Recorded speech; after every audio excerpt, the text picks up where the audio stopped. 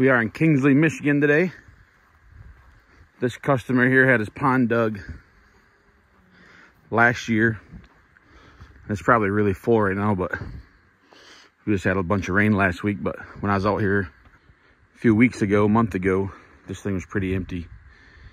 So some misconception some people have is that you could just build a berm around a pond, as you see what they did here, and the water's just going to magically fill up. As you can see, it's not the case. The pond is definitely not full, and this is as full as it's ever gotten, and probably as full as it'll ever be. One thing I explained to the homeowner is you can see them cattails down there. That water level and that water level is probably pretty close to the same. It'll probably never change.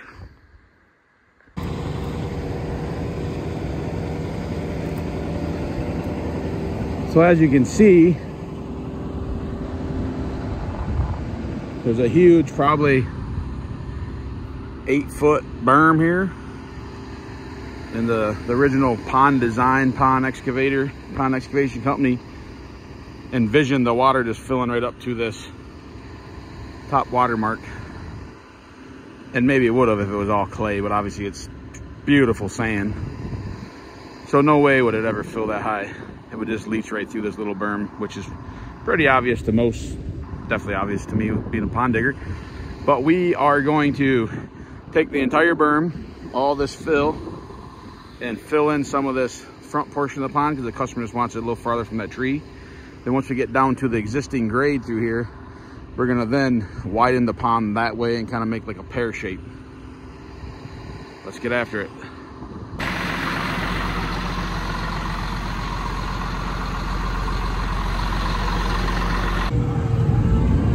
We got the berm about gone. Got all this big dirt out of here. We're now gonna come out and dig the deep end out.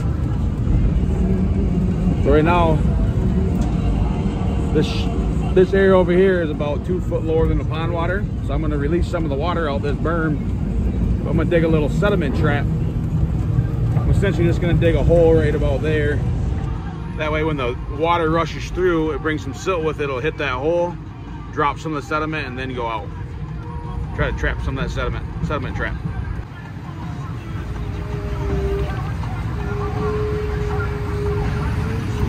Okay, so I'm gonna let the water out,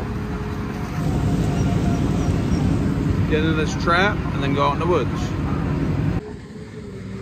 So we got this side hole all roughed in. This is a little flatter area where the customer can drive his tractor through here. And then you can't see well, there's a stake right there. Boop. So that stake around that way is where the flat ground will meet a edge going down to the pond. That's where the water level will always be. So this will be fairly flat, and there'll be a little slight slope down to the pond. As you can see here, flat ground to the stakes.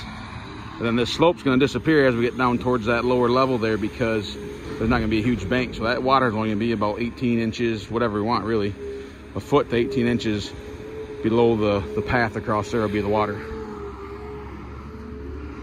Moving right along. So we gotta throw all this dirt clear over to that woods right there. I would say the very first scoop to the very far scoop is probably 200 feet. So some of the dirt's gonna have to get thrown 3-4 times, probably an average of 3 or something. So everything is coming along. Looks a little rough now, but you can see that whole berm's gone. We're gonna knock that down quite a bit more. The pond is actually super empty right now. It's the water mark is actually way up there. So that grade right there is actually probably pretty close. Some topsoil there. He's just punching the hole in the bottom to pull this sand out for the beach. Tomorrow we spread all that topsoil. Everything is going good. That side of the pond is pretty much complete. Needs some topsoil, a little bit of rough grading. This corner needs to come down a little bit. This berm gets topsoiled. That's your water level way up where that flag is. We kind of reshape this a little bit. The beach has got to get finished. This grade right here is coming down about another foot. And we got a mountain. It's hard to really see, but there is a mountain of dirt there. Thousands of yards. I didn't really try to guess how much is there, but there's a few thousand yards at least.